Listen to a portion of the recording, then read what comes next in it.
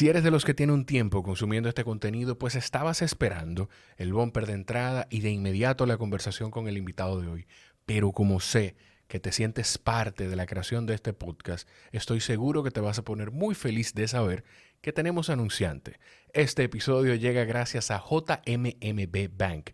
Para ti, que buscas que tu dinero lo maneje gente con experiencia, responsabilidad y sobre todo gente que resuelva, el nuevo banco JMMB Bank quiere trabajar para ti. Conoce más en jmmb.com.do. Ya sabes, JMMB Bank quiere trabajar para ti.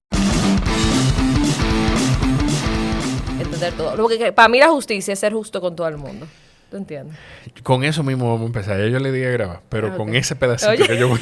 Es que yo... No, lo otro no te preocupes. Ya, con ese pedacito, pero con ese pedacito que yo voy a empezar. Pero qué bueno y qué bueno que ya que estás aquí y que tú eres de la gente que cada vez que yo pregunto en el grupo de Patreon y en mis redes sociales a quién debo traer al podcast, siempre me dicen, lleva a Catherine de John Péame, lleva a la gente de John Péame. Qué bien. Qué bueno tenerte aquí. No, gracias a ti por invitarme. Mira, eso es... Ese jury me llama la atención, porque en principio pensé que era como del Mañanero, pero no... Sí, porque yo sé que Bolita hizo mis influencers, pero no... ¿De qué es eso? No, mira, nosotros... ese es el podcast de... Ya. Sí, de nosotros. Que nosotros queremos ahora para...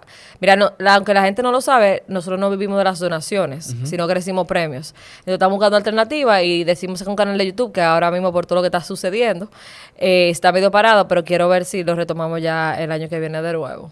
Sacar contenido... Sacar contenido, pero no tanto como de entrevistar, sino, por ejemplo, de nuestras causas. Tú sabes que la gente vea el behind, que la gente sepa más allá que tal vez 1 o 2 minutos de la misma causa, como cosas de las que ya nosotros hacemos, pero un poco más extenso para YouTube, para poder monetizar, para poder mantenernos de YouTube. Porque qué bueno que tú dices lo de las donaciones. Yo estaba escuchando ayer o hace unos días un podcast donde hablaban de las diferentes fundaciones en Estados Unidos principalmente que se llevaban mucho más control.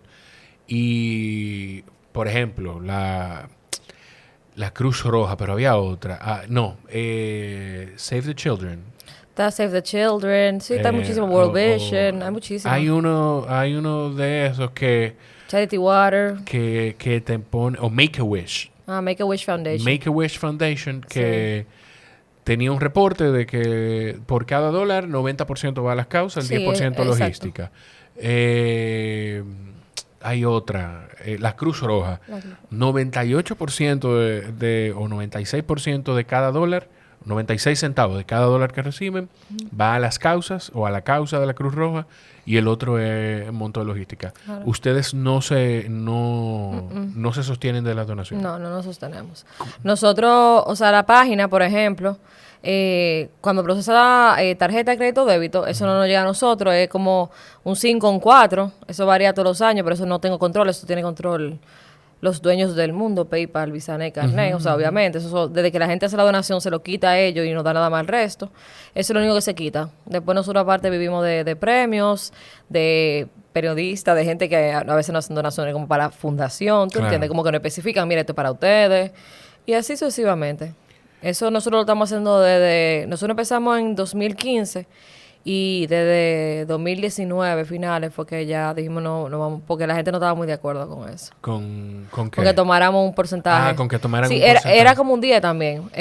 Ok, porque de 2015 al 19 ustedes sí los costos logísticos los sacaban de las donaciones, pero entonces del 2019 en adelante dijeron, no, espérate, vamos a hacer... Sí, como quiera que sea, nunca daban, o sea, siempre había que buscar premios, porque en el 2019 las causas, por ejemplo, ponte tú, nosotros lo que recaudábamos por causa eran 20,000 pesos. Claro. 30,000 pesos, entonces ponte tú 2,000 pesos o 10,000 pesos.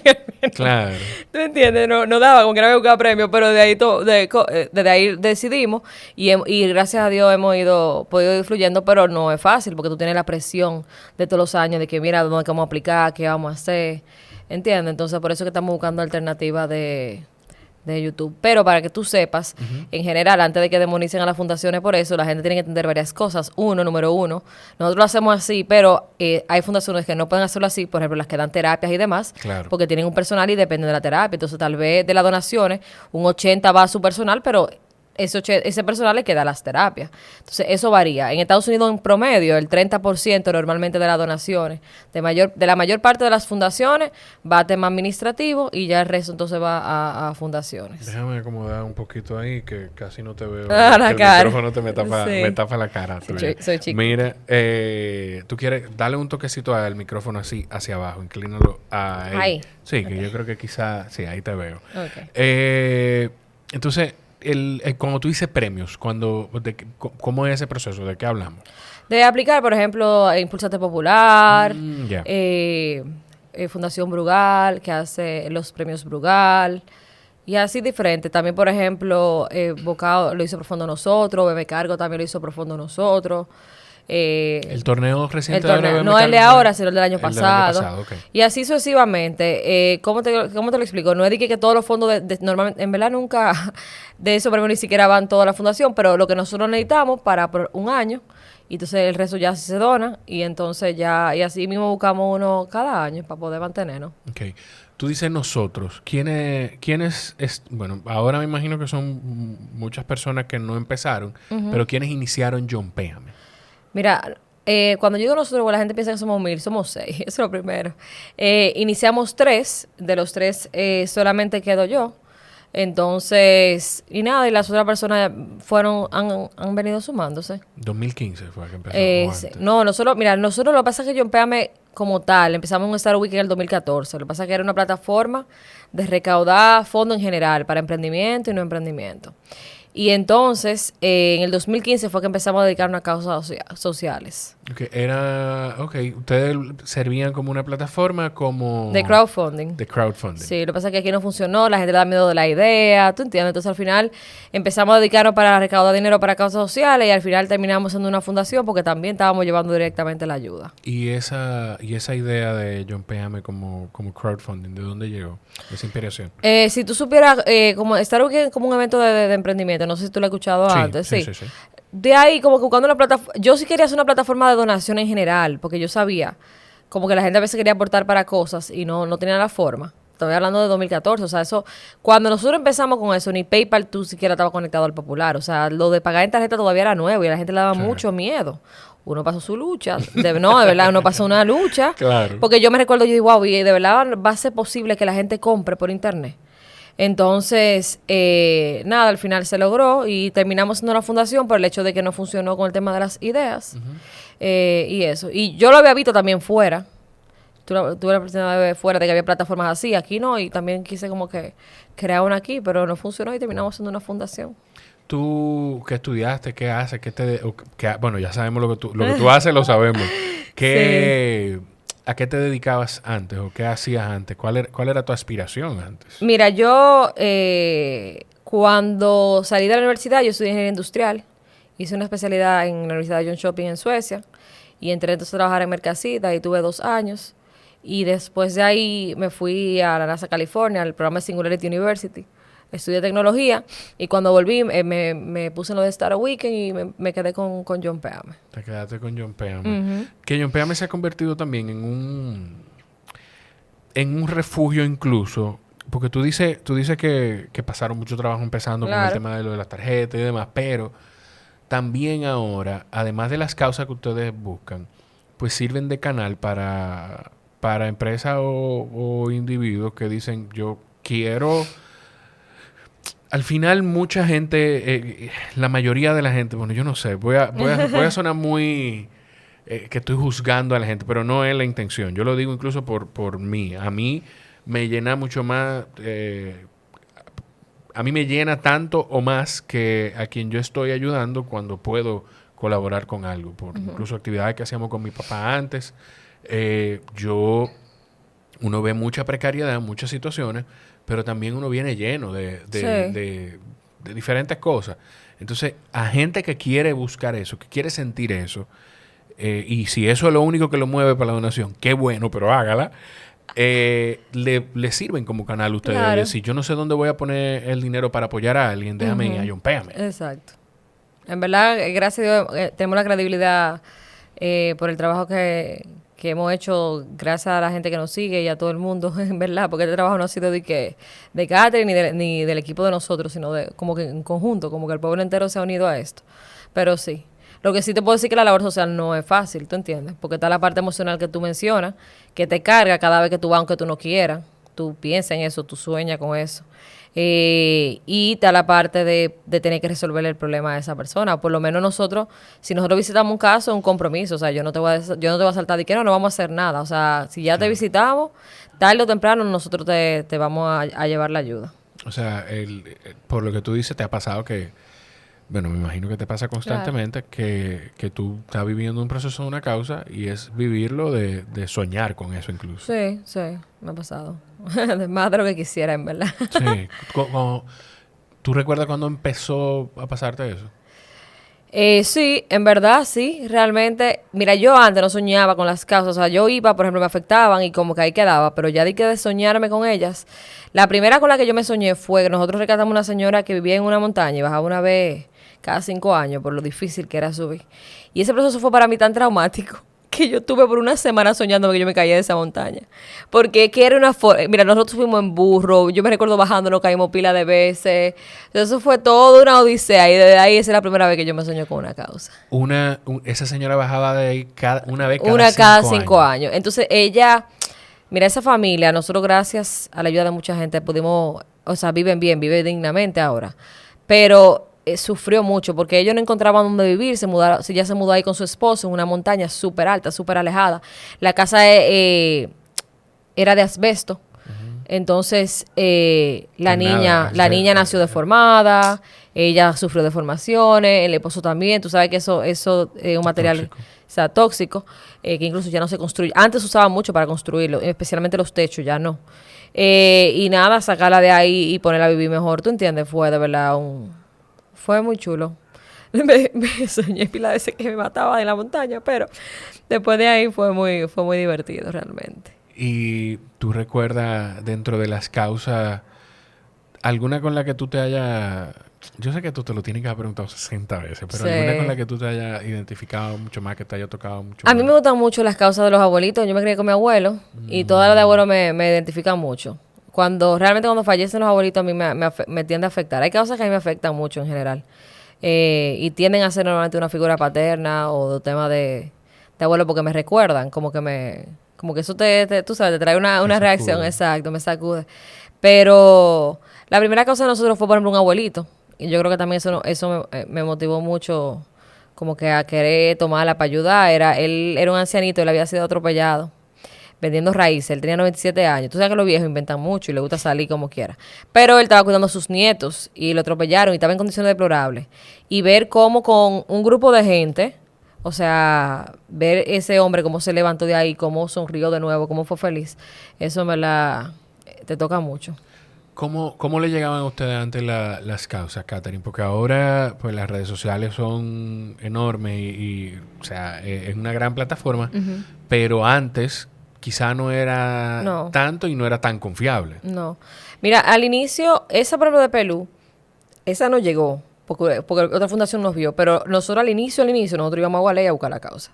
O sea, nosotros no teníamos a Gualey y íbamos a la causa. Yo me recuerdo que los taxistas decían, yo no voy para allá. Era tan divertido porque la gente no quería meterse como que en los barrios. Ahora para mí es una costumbre como que normal, súper normal. Pero sí, nada, yendo a los barrios. Yendo a los barrios era que identificaban las situaciones porque lamentablemente son los lugares más vulnerables. Sí. Pero ya no nos ha llegado caso hasta en el fin del mundo, hasta en Guayajayuco, que está ahí en la frontera. O sea, Guayajayuco. Sí. Aquí hay un sitio que se llama Guayajayuco. Claro, y está en la frontera dominicana y ahí no hay señal y no hay nada. Hay que durar como 2 horas sin señal para tú poder llegar para allá y construir para allá. En medio del COVID, tú no te puedes imaginar lo difícil que ¿Qué causa tenían ustedes por ahí? Nosotros tenemos la de un niño ciego. Él nació con glaucoma, la mamá la abandonó, vivía con la abuela. Y vivían súper mal. Y nosotros subimos la causa, le gustaba cantar. Subimos la causa, gracias a Dios recaudó y le pudimos hacer su casita. Pero porque para cómo vino la pandemia y cerraron la frontera y eso fue el final. Tú o el equipo, ¿no han sentido nunca el temor de porque aquí pueden pasar dos cosas, o te sensibilizas cada vez más o llegas a desensibilizarte. Yo creo que eso no ha pasado, ¿no? No. No, A mí yo no pienso en eso y tú supieras. Como que no pienso en si me voy a... Es que, mira, por ejemplo, tú lo que sí te acostumbras es a ver cosas y que no te dé como que grima. ¿Tú entiendes? Porque hay cosas que tú dices, wow, yo no puedo ver esto, tengo que salir de una vez. Y eso me pasaba, pero a medida que va pasando cosas, yo voy creando la capacidad, y me imagino que mi equipo también, de poder ver las cosas, tú sabes, pero no de sensibilizarte, no, porque que llega un caso que si está llorando, dime tú eres humano, tú vas a poner a llorar también. O sea, hay historias que nosotros estamos entrevistando y la señora o el señor están llorando y uno está llorando también ahí, lo que pasa es que uno corta la voz de uno ahí para que no salga, pero uno está llorando igualito, porque dime tú, o sea, tú sientes el dolor que siente esa persona, esa familia. Nosotros tenemos un caso en común actualmente, que es a través de, bueno, quien consume el podcast, la mayoría de la gente sabe que yo estoy en Mr. Home, y junto con Lidón y demás, estamos con el caso de Josué y su mamá, que estábamos hablando justo antes, estábamos hablando del caso de las inundaciones, y yo te lo he dicho varias veces. Yo te he dicho cada vez que hablamos, digo, Catherine, yo no sé qué yo voy a hacer cuando nos juntemos, porque mira, yo soy una señora, o sea, y es eso, o sea, que por cierto, yo creo, todavía la gente tiene oportunidad, porque está el proceso de, con cada cuadrangular, pues Mr. Home va a donar $1,000, creo que ya van más de 155 en toda la temporada. Pero también a la par la gente puede donar. Puede donar. En el enlace yo lo voy a poner. Sí, el enlace, los fidepuntos, lo que quiera que pueda donar, lo que sea, puede donarlo. ¿Cuándo ustedes vieron, tú mencionas los fidepuntos, cuándo ustedes vieron la oportunidad de hacer alianzas estratégicas como esa con Altiz desde John Péjame? Mira, nosotros nos acercamos a Altiz hace un tiempo atrás. Yo creo que fue mucho antes incluso de que creciéramos. No sé si me acuerdo, de 2016, se habló algo como parecido. Pero realmente la idea la tuvieron ellos. Creo que Oscar fue el que ideó. Y se decidió unir a nosotros porque como éramos una plataforma, o sea, venía de la mano de la tecnología, le hizo mucho sentido que fuéramos con nosotros. Y de verdad que ha sido una de las mejores alianzas que nosotros tenemos. O sea, yo me siento muy feliz con el equipo de Altiz, nos apoyan muchísimo. Y es una forma de que la gente pueda aportar y aportan a las causas. A través de los fidepuntos que se acumulan. Millones de pesos se han recaudado con fidepuntos, sí. Y hemos hecho casa incluso nada más con temas de fidepuntos. O sea que de verdad ha sido yo estoy muy feliz con esa alianza. ¿Qué tiempo tienen ya trabajando con Altiz con eso? Wow, el tiempo pasa, pero yo creo que tenemos por lo menos como del 2019, creo que es, si no me equivoco, sí, del 2019. Como 3 años ya, bueno, casi 4 años, me imagino, trabajando eso con Altiz. Y a ti, ¿tú recuerdas algo? Estábamos hablando antes de empezar a grabar de las cosas que uno vive de pequeño. Ajá. De cómo le impactan a uno en el futuro. Sí, sí. Cuando uno va creciendo. ¿Tú recuerdas algo de tu niñez? Porque eso que tú estás haciendo, no hay otras personas que tienen la oportunidad de hacerlo y no lo hacen. Claro. Nadie está en la obligación de hacerlo y tú lo estás haciendo. Sí. Y regularmente uno es lo que uno va viviendo. Claro. ¿A ti algo que tú recuerdes que te haya movido a eso? Bueno, mira, honestamente, tú sabes que la gente tiende a preguntarme mucho eso. Mira, realmente... mi niñez no fue para nada fácil, en verdad, pero para nada.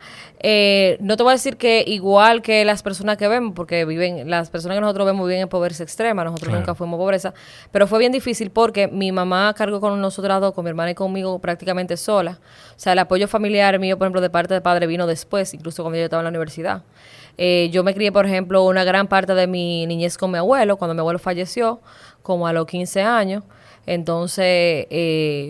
ahí fue que vino la parte difícil, porque mami no había, por ejemplo, estudiado en la universidad, tú sabes que ese título no es igual, era profesora, te estoy hablando de un sueldo de 10,000, 15,000 pesos, 2 muchachos, entonces nosotros vivíamos, por ejemplo, en Manganagua, pero no di que en una calle, sino como en un callejoncito, y fue difícil, en verdad, mi mamá tenía mucho problema, por ejemplo, para pagar el alquiler, comprar medicina en general, muchas cosas, por eso hay cosas que entiendo, que tiendo a entender más que tal vez mucha gente, porque es que cuando tú tienes que todos los meses elegir qué pagar, tú sabes, tú tienes una lista, que este me voy a pagar esto, este me voy a pagar la escuela, y hay muchos servicios que no te funcionan y tú tienes que obligatoriamente pagarlo. Yo entiendo mucho, ¿tú entiendes? Porque si los hospitales, por ejemplo, funcionaran bien, fuera, Sí. fuera un éxito, ¿tú entiendes? Pero no es así. Si la escuela funcionara es un éxito, pero no, hay que pagar colegio, ¿tú entiendes? Entonces, yo entiendo, créeme, yo entiendo muchas cosas por eso. Tú dices lo de tu niñez y me imagino que te pasa que la gente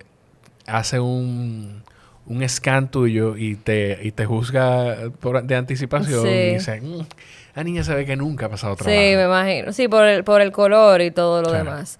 Pero después ya entonces, o sea, en la universidad vino mi tío, que es hermano de mi papá, y como que le ha dado mucho apoyo a mi familia. Incluso a mí, con el proyecto, literalmente muchas veces él es que ha puesto su mano, realmente. Y con tú, porque a mí me pasó, mi mamá fue que nos crió a nosotros, pero mi papá no fue un papá ausente. Mi papá yo lo tengo en mi vida desde pequeño. Pero mi mamá y mi papá se divorciaron y yo tenía 3 años. ¿Contigo fue igual una separación? ¿O Sí, no, fue una separación. Mi papá y mi mamá se separaron cuando yo tenía 2 años. O sea, yo ni me acuerdo bien. Y mi papá sí fue ausente. O sea, mi papá yo vine a verlo por primera vez que yo recuerdo a los 13 años.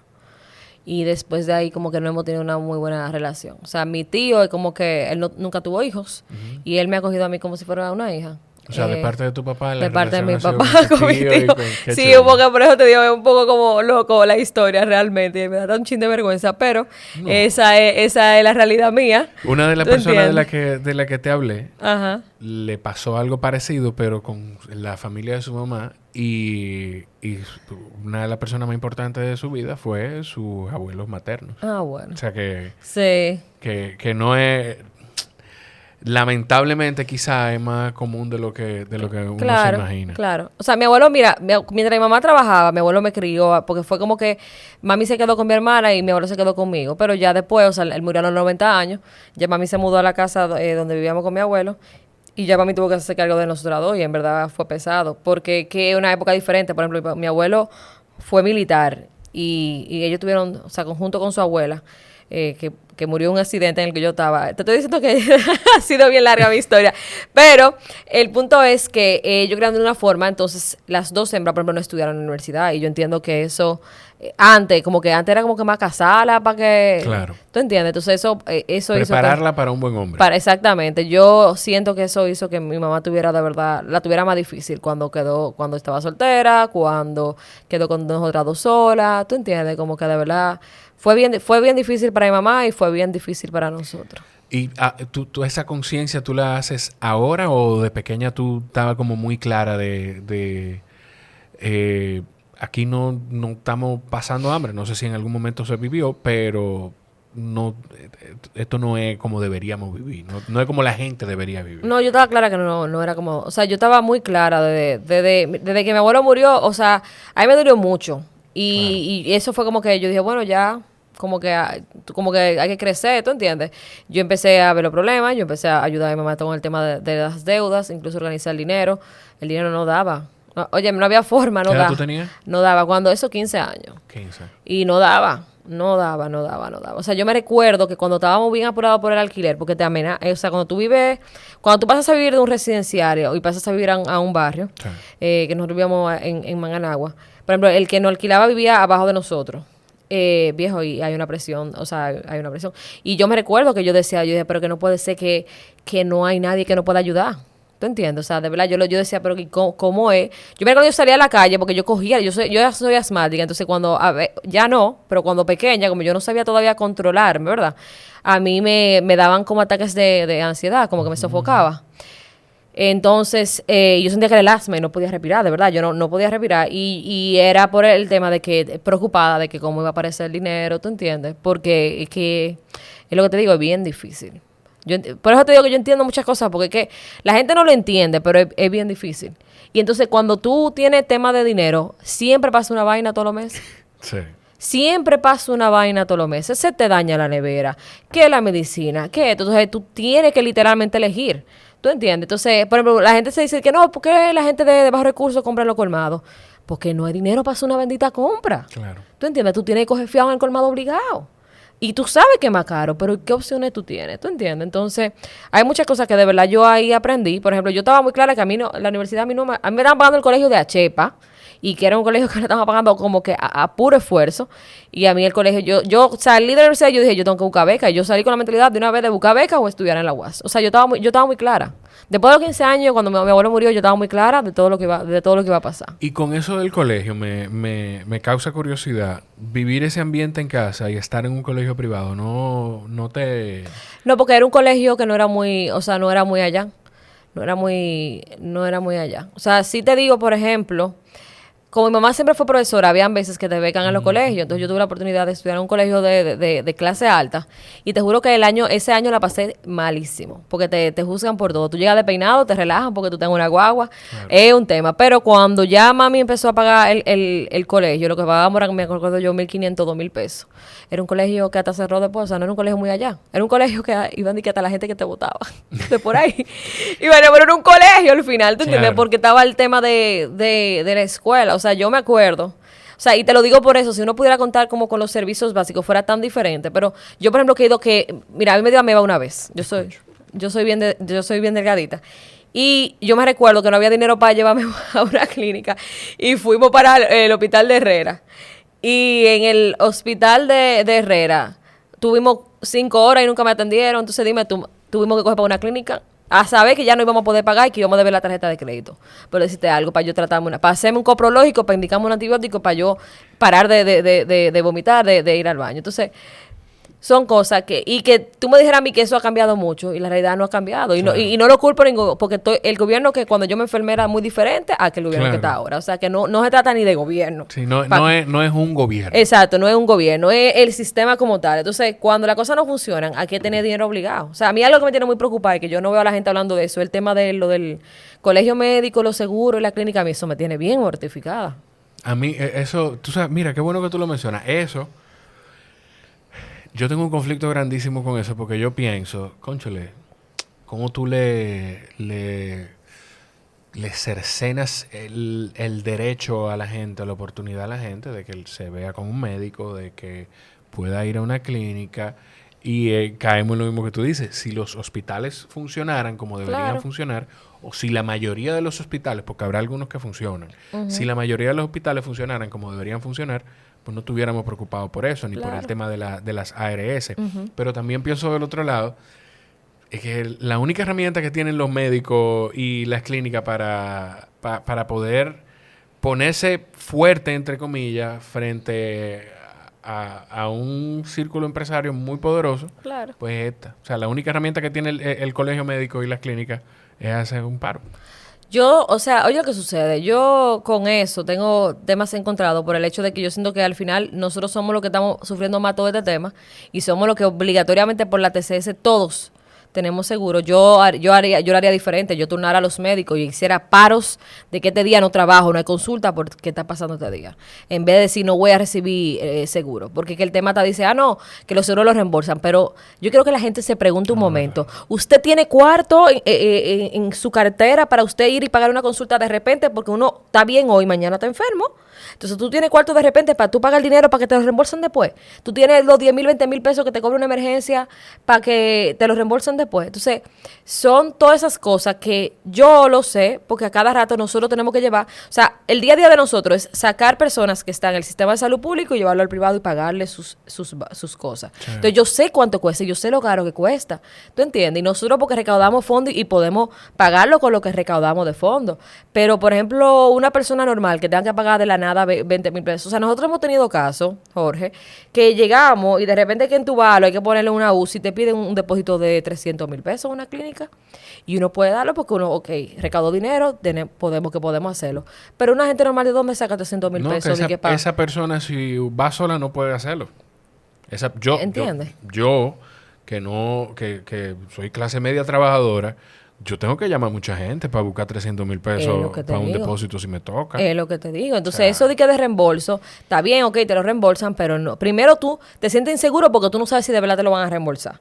Y que yo sepa, todo el mundo anda con un presupuesto mensual de ver qué puede gastar y que no, ¿verdad? La mayoría de la gente. Entonces, no estoy muy de acuerdo realmente con que... o sea, yo lo haría de otra forma, porque que al final yo siento que quienes estamos pagando es la clase media que va a usar su seguro durante ese mes de enero o el tiempo que sea. Yo creo que tenemos más de un mes con el tema de los seguros y o por lo menos más de un mes desde que empezó el tema con la primera aseguradora, que creo que en un momento fue Mafre, y ya después empezó con las otras. O sea, eso es un tema. Pero también por lo que te escucho, Catherine, entonces,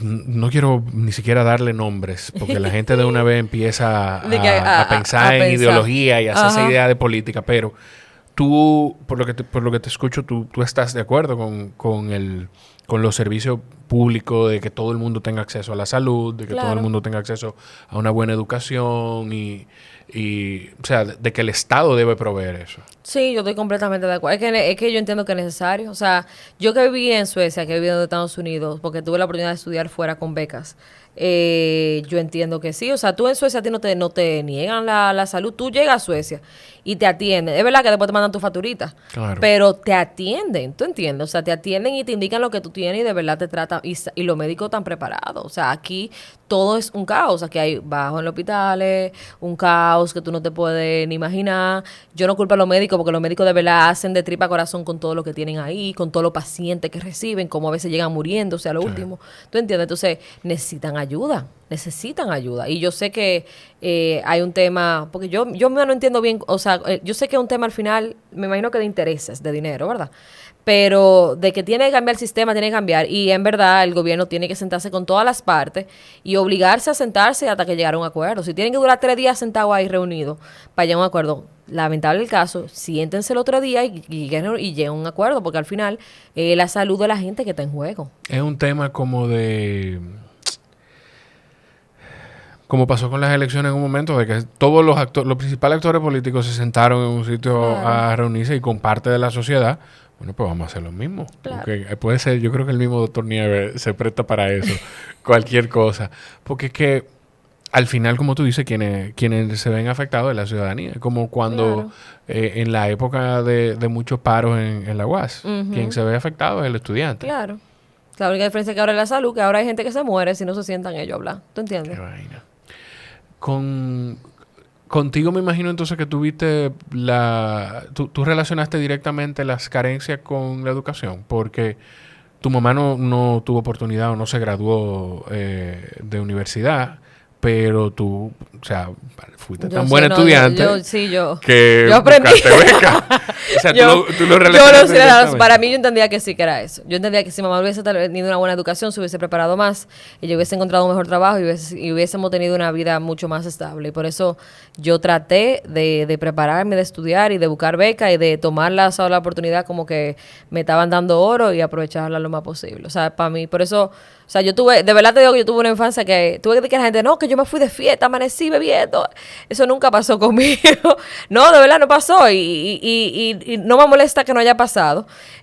Tampoco. O sea, es simplemente parte de mi vida, pero no pasó por eso mismo, porque yo entendí la importancia y dije, este es mi momento de aprovechar y echar para adelante. Tú creciste rápido, eso fue. Sí. O sea, la vida te puso a crecer rápido. Sí. Y esa astucia o sea, hubo alguien que te orientó, que te dijo, mira, esta es la forma, trata de buscar la beca a través de este sistema. No. O sea, fue todo, yo tengo que salir de esta situación y déjame buscarlo. Yo estaba loca por salir de eso. Que la pasábamos mal. Es que te estoy diciendo, todo el mes era un tema. O era el alquiler, o era la medicina, o era la comida. O sea, yo estaba loca por salir de eso. De verdad, yo estaba loca, Jorge, por salir de eso.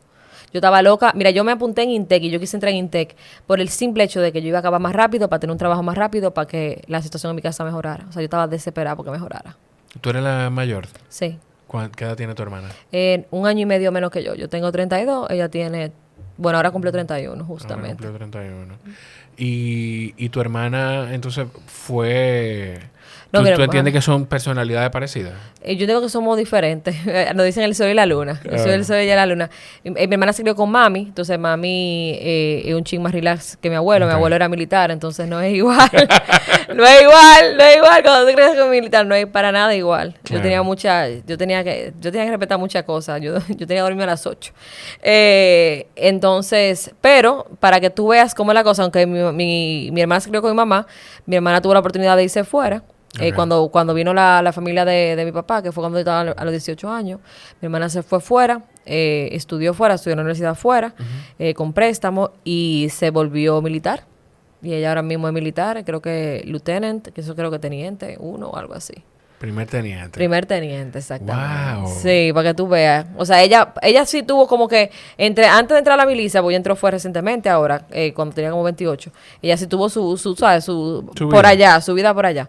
Pero después de ahí como que cogió formación y se metió a la milicia. Yo no estaba de acuerdo, pero no es que tú supiste que yo sé lo que pasa con esos militares, Claro. tú sabes.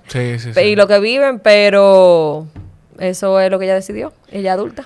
Y ese acercamiento, Katherine, entonces, a mí me encanta. Tú me preguntabas cuando empezamos a hablar, y más o menos de qué tú quieres hablar. Y yo, vamos, hablemos. Y Sí. me fascina porque, por ejemplo, estoy conociendo cosas que yo no conocía ni que me esperaba conocer de ti, y que estoy seguro que de alguna manera quien esté escuchando, esté mirando, puede identificarse, puede encontrar un pedacito de tu historia, sino una gran parte de tu historia, y decir, pero ven acá. Si Katherine se levantó de los 15 años, tenía que calcular qué se iba a pagar y qué no se iba a pagar para ayudar a su mamá, y está donde está hoy, pues yo tengo que poder hacer algo con mi vida. Y de eso se trata esto. ¿Alguna vez ustedes se han sentado y han tenido... Me imagino que quizá hasta con modo de chiste lo podrán hablar y reírse de algunas cosas de antes, pero ¿alguna vez ustedes se han sentado a tener la conversación con tu mamá? Porque tú sabes cómo tú lo vivías y cómo tú lo veías, pero tu mamá les ha contado a ustedes de cómo lo vivía ella. No, mira, mi familia siempre ha sido muy, y tal vez por eso también yo, como hemos sido siempre como muy privado. Ni siquiera di que a modo de chiste, hemos estado di que hablando de esto, que yo estoy hablando de esto contigo, no, Claro. pero para nada. Pero es una buena reflexión que voy a sentarme a ver un día, a ver cómo fue que mi mamá lo vivió. Pero imagino que para ella era más difícil, tú sabes. Si para mí era difícil que yo no estaba trabajando, ya que tenía la presión de que ella era la adulta, me imagino y asumo yo que es más difícil. Y te lo digo porque me ha tocado, por lo que hago, trabajar con muchas madres solteras y que están desesperadas. ¿Tú entiendes? Con el tema de los hijos. O sea, que me imagino que es más difícil que yo. Yo te puedo decir que yo he vivido cositas con el Bebo, o sea, que no tienen comparación ni con lo que tú viviste, ni con lo que vive la mayoría de las causas con las que ustedes trabajan. Pero algo tan sencillo como en un viaje yo poder traerle algunas cosas que yo sé que el niño quería. Te estoy hablando de que pude traerle algunas cosas, y me pongo a pensar en cómo yo hacía sentir a mi mamá cuando mi mamá de un viaje que juntó un dinero para poder salir a comprar unas cosas y venderla aquí, además de su trabajo, no podía traerme algo como yo le reclamaba. Ay. A mí o sea, ahora que yo tengo al Bebo es que yo... ¿Tú entiendes? Es un cliché grandísimo, pero es real. Claro. Es real. Después que uno se hace papá o mamá, que uno de verdad entiende esos sacrificios. Y a ti de alguna forma te ha tocado como madre de las causas y del mismo John Péame. Y del equipo. Realmente. No, mira, eso yo nunca lo viví. Porque como yo entendía que no había dinero para nada, yo no fuñé como con nada. Realmente no. Es que no había dinero. O sea, para mí era un logro si podíamos pagar el alquiler y la comida. ¿Tú entiendes? Para mí era un logro. O como yo tenía que decirle a la directora, sí, el mes que viene, que toca el mes que viene la escuela. ¿Tú entiendes? Porque entonces para mí era como que poder pagar las cosas necesarias para no vivir, para mí era como que yo entendí. No sé si fue que lo entendí de verdad. Mira, de verdad no sé ni cómo fue que lo entendí. Porque si te digo de que, no, que me aprendieron, pero para nada. Porque que fue todo de repente. O sea, yo pasé de tener una juventud a no tenerla desde que murió mi abuelo. Porque mi abuelo tampoco me decía nada. No nos decían nada. Ok, porque entonces en todo esto tú vivías con tu abuelo y era como en la burbuja de tu que abuelo. Exactamente, pero después que él murió, porque él vivía, por ejemplo, de pensiones, al ser militar, Claro. que tampoco sé muy bien, ni me acuerdo cómo funcionaba eso, pero yo hice que era una pensión porque él no trabajaba. Y él se mantenía y no era de la nada. Él llegó a ser general. O sea, yo creo que te toca una pensión, porque también lo he escuchado. Sí. Y con eso era que él lo mantenía. Entonces, cuando ya eso paró, como que en verdad fue como que, ok, no hay dinero. Ahí fue que yo entendí como que no hay dinero. Sí. ¿Te entiendes? Y mira, de nuevo, Katherine, yo no pensé que no quería, ni pensé, ni viniera mi intención que nos fuéramos por aquí. No, está bien. Pero yo creo de verdad que es valioso para quien está escuchando, mirando. Y con el tiempo, ese acercamiento de la familia de parte de tu papá, fue de repente, mira, sentémonos, o sea, tú lo recibiste bien desde un principio. Claro, porque necesitábamos ayuda, ¿tú entiendes? Pero en el caso, por ejemplo, de mi tío, yo entiendo que, y tal vez suene como un poco raro, pero yo me imagino que llegó un momento en su vida que él estaba como se sentía solo, y entonces él estaba como depresivo. Entonces yo empecé como que a hablar con él me cogió cariño, y entonces, porque de parte de mi papá son 3, o sea, mi papá, mi tío y mi tía.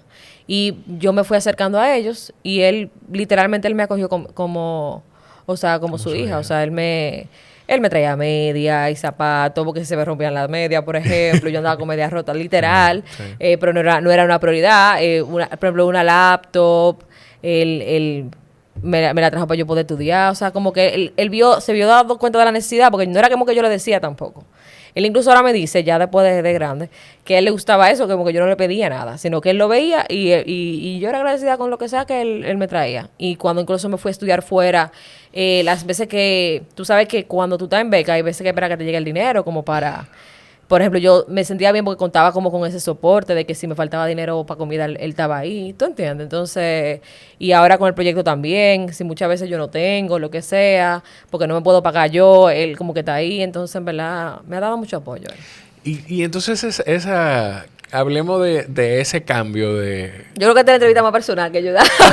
¡Qué chulo! Para que tú sepas, porque mira. ¡Qué chulo! Ay, Dios mío. Y óyeme, Catherine, de verdad, y por eso te lo he repetido, yo creo que esta es la tercera vez que te lo digo, porque una persona con el desprendimiento que tú tienes, porque hay que tener un desprendimiento muy grande para hacer lo que tú la gente me dice eso, pero yo no lo siento. Eso es lo que te hace un gran ser humano, entonces no sentirlo ni pensar en eso. Okay. Una persona con ese desprendimiento, yo sé que tiene que ser difícil hablar de ti misma, sí, pero yo estoy seguro que la gente lo va a aprovechar y que puede aprender de eso. Okay. Yo te lo aseguro, de verdad. Okay. O sea, ten esa tranquilidad de que la gente pueda aprender de eso, y quién sabe si acerca todavía más personas a Yompéame. Claro. O sea, que puedan identificarse contigo. Ese cambio entonces de tú vivir las cosas que estaba viviendo y irte a Suecia a estudiar. O sea, porque viajar, yo no sé si tú habías tenido la oportunidad antes de eso. Yo lloré pila cuando me fui, yo tenía mucho miedo. Pero te abre la mente después que tú sí, te abre mucho la mente. Mira, por ejemplo, yo nunca había viajado, aunque mi familia, tú sabes que es contraproducente, porque tú tenés una familia como de cierta forma americana, y no viajar, la gente se lo encuentra como extraño. Pero la verdad era que yo no había viajado.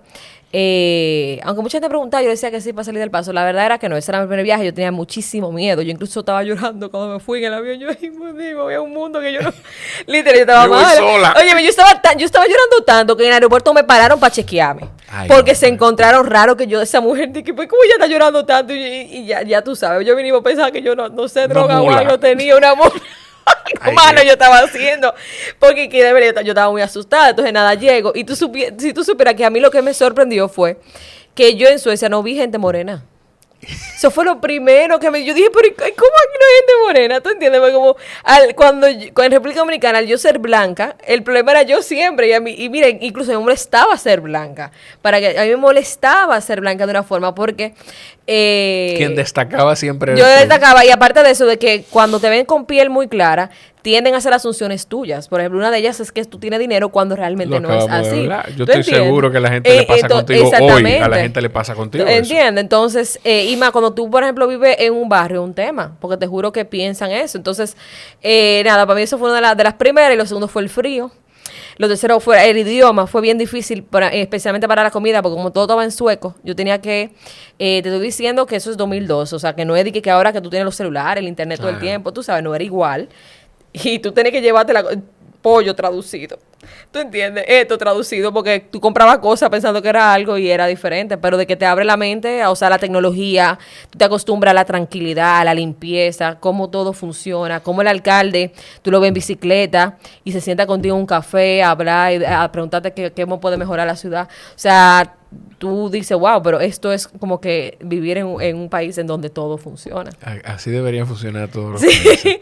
Como tú te enfermas y como te digo, te atienden, tú ves el hospital hasta vacío, viejo, porque tienen un proceso tan eficiente. O sea, todo todo, o sea, los autobuses en el horario exacto, al minuto pasan ahí, o sea, si tú dejabas dinero, dejabas celulares, aparecían, o sea, a un compañero de la universidad de nosotros se le pidieron como 2,000 euros, se quedaron en un autobús, y él por el horario en que estaba el autobús le encontró sus 2,000 euros. O sea, te estoy diciendo, tú veías los celulares en las paradas del autobús ahí dejados, y nadie lo tomaba. ¿Tú entiendes? O sea, para mí era tan sorprendente todo eso, cómo esa sociedad funciona, que es increíble. De verdad. Que al final entonces va vinculado también al tema de la educación, porque yo creo que ellos son uno de los países que más tiempo tienen invirtiendo, yo creo que sobre el 14-15% de su presupuesto en educación. Y va linkeado a lo mismo que hablábamos también contigo de que tú conectaste la situación que tú estabas viviendo, la conectaste con la educación. Tú todavía sigues pensando igual que sí. O sea, déjame frasear bien eso. En ese momento, me imagino que tú pensabas que quiero, no sé, tú me sacas del error. Bueno, 2 más 2 son 4. Yo me gradúo, voy a tener un buen trabajo. ¿Fue tal cual como tú lo pensaste? ¿Tú todavía piensas que es tan así o hay otros factores? No, mira, es que todo depende, ¿tú entiendes? En el sentido, ¿cómo me explico? En esa época específicamente era así. Ahora las cosas han cambiado un poco, que la tecnología, las redes sociales te permiten vender ropa, ser editor de video, ser influencer sin tú estudiar nada. No, es la realidad. Claro. Pero antes no era así. Antes de que todo eso tuviera en ese boom, tú no ibas a ser influencer. ¿Tú entiendes? O sea, y no te iban a dar trabajo, porque incluso yo, que quería trabajar en Domino Pizza, te exigían en Domino Pizza tú ser estudiante universitario para tú trabajar en Domino Pizza. Entonces, lo que te quiero decir es que la educación sí juega un rol, y tal vez, por ejemplo, alejado ya la gente que está en las redes, como nosotros, ya hay un mundo en donde sí todavía es necesario, por ejemplo, por lo menos ser bachiller. Claro. ¿Tú entiendes? Y que, aunque tú no lo creas, en República Dominicana es un logro todavía ser bachiller. O sea, no todo el mundo completa bachiller. Y te lo digo yo, que trabajo con mujeres en los barrios que no son bachiller todavía. Y que yo intentar que sean bachiller o que lleguen a octavo es un tema. ¿Tú entiendes? Eso que tú dices, ustedes en el proceso de John Péame, yo me imagino que debe ser imposible poder seguir todos los trabajos que ustedes han hecho ya. Pero hay causas con las que ustedes hacen ese trabajo de decir, mira, nosotros te encaminamos hasta aquí. O sea, ¿cómo ustedes, que no es responsabilidad de John Péame tampoco, pero si lo hacen, ¿cómo ustedes encaminan a la gente a, mira, yo creo que lo siguiente sería esto, te podemos conectar con esta escuela, te podemos conectar con este lugar que está buscando personas para trabajar? ¿Cómo ustedes hacen esa labor? Mira, nosotros, o sea, lo que pasa es que todo varía del caso, pero por ejemplo hay casos en donde una vivienda donde solamente paga un tratamiento médico, en donde sí hemos dado como que becas, por ejemplo en Senapec, para que la persona pueda estudiar y trabajar al mismo tiempo, y los útiles escolares para cosas, hemos inscrito. De verdad, la prueba de vida social es tan difícil que a nosotros nos ha tocado hacer de todo. O sea, yo me recuerdo como al principio, cada caso nuevo y diferente, a mí me daba miedo. Y ahora es como que literal nos ha tocado hacer de todo, de todo. Pero eso varía caso por caso. Sí hemos ayudado a que se inscriban a la escuela, a que vayan a la escuela a medio tiempo, porque siempre están trabajando, jóvenes que están trabajando, te estoy hablando de 16, 17 años, que tienen un hijo, son madres solteras, tienen que trabajar. Claro. Obligatoriamente, pero sí tratamos. Si son jóvenes, nosotros tratamos específicamente yo, pues yo le doy mucha importancia a la educación, ¿tú entiendes? O de un curso técnico para que sean enfermeras, para que construyan. A mí no me gusta mucho la gente que no trabaja. Realmente. Yo nada más se lo permito a la gente que tiene una discapacidad o que son muy ancianos. Pero en general hay muchas que la gente o esté trabajando o esté estudiando, que esté haciendo algo. Pero parado no. ¿Cómo ustedes filtran las causas? Porque imagino la cantidad de causas que le llega, pero ¿cómo tú dices, ok, con esto podemos en este momento o esto no podemos tocarlo, esto sí? ¿Cómo ustedes hacen ese proceso? Nosotros normalmente cogemos la causa más como que urgente, o sea, más que tienen más urgencia de salud, de esto. Pero hay casos que ya sabemos que, por ejemplo, que no tomamos por tratamientos que son muy costosos. Claro. O lo que implica pagar ese tratamiento que no funcione, que la persona fallezca. Porque también es un tema, una responsabilidad, ¿tú entiendes? De resolverle un problema a una persona. Pero nosotros nos sentamos a evaluarla. Lo que sí la gente puede estar segura es que cualquier caso que nos manda, nosotros todo lo agregamos en un formulario y está ahí. O sea, todos los casos que nosotros nos mandan y nos etiquetan o lo que sea, todo eso lo ve, o lo veo yo o lo ve mi equipo, todo, de verdad, todo. Yo trato de verlo todo. Es un trabajo, Catherine. Sí, pero te digo que no es fácil, no es fácil. ¿Con qué caso fue que John Péame tuvo el boom de reconocimiento? Porque me imagino que hubo un momento, de un momento a otro en el que se como que volcaron crecimos, los seguidores y que se creció todo. Yo entiendo que con la pandemia, nosotros, mientras todo el mundo descansó en su casa, gracias, nosotros tuvimos que salir a la calle y la gente nos vio como la plataforma de ayuda para darlo durante el COVID. Nosotros salimos a la calle, en verdad, con miedo, sí, y había parte de mi equipo que ni siquiera quería. Fue bien difícil, pero yo entiendo que nosotros crecimos mucho con la pandemia, nos dimos a conocer mucho con la pandemia. Y ¿cómo es un día tuyo? Porque hoy, por ejemplo, es feriado. Sí. Pues yo estoy casi seguro que, Sí. tú tienes trabajo. Claro, yo después de aquí voy para Jarabacoa a un caso. O sea que sí. Y quiero aprovechar hoy porque como es feriado hay poca gente Sí. manejando, entonces más rápido. Es más rápido. Ay, perdona, pero de verdad. No, pero es verdad. En la realidad, la gente dice que pues tú no vas mañana. Y yo, pero veo que hoy no hay tapón, ¿tú entiendes? Y hay que aprovecharlo. Y también tengo parte de mi equipo en Gualey repartiendo juguetes para mis niños de Reyes, que estábamos comprando los juguetes ayer. Que todos los días varía, pasa algo nuevo, o a un día hay que darle prioridad a una gente y darle tratamiento. Sí, ahí llegó, el dueño de la casa llegó ahí, no te preocupes. O hay que... ¿Y cómo tan grande ese muchacho? Ah, pero te lo alimentan bien. Bien de comida. Ay, No, sí. pero bien, qué bueno. Y está saludable, los pulmones. ¿Tú viste qué nítido lloró? Tú me... Ay, venga, date en eso, yo me fijo, imagínate. Sí. No, y es bueno, es bueno. Tú me decías que estaban con la entrega de Reyes. Ah, con sí, que la entrega de Ley, Reyes Gualey, que son 1000 niños. Todos los días diferentes. Hay días que yo tengo que o mi equipo, como que o lleva medicamentos, o ocupar un tratamiento, o llevar a gente al médico.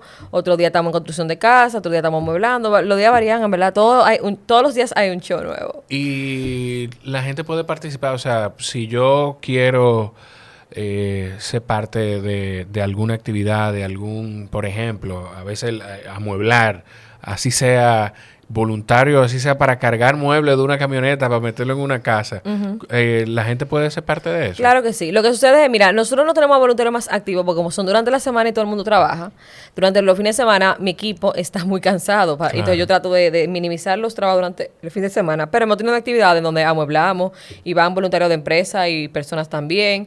Por ejemplo, ahora tuvimos una actividad en Carrefour que envolvíamos regalos y teníamos voluntarios en la mañana y en la tarde casi todos los días. Ahora por tema de Navidad. O sea que sí, siempre se suman gente, en verdad. Y tan abierto, el que quiera participar puede escribirnos en las redes. Qué bueno. Yo te iba a preguntar otra cosa, Katherine, pero no la Di que se noté, te no me acuerdo. Y se te fue. Sí, porque el dueño de la casa... El dueño de la casa. Ay, pero me gustó cómo Mira, eso se llama crianza respetuosa. Me gustó mucho. Sí, ay, gracias. Sí. Gracias, pero es más difícil de lo que tú te imaginas. Yo estoy muy clara que es bien difícil, pero eso es crianza respetuosa, literal.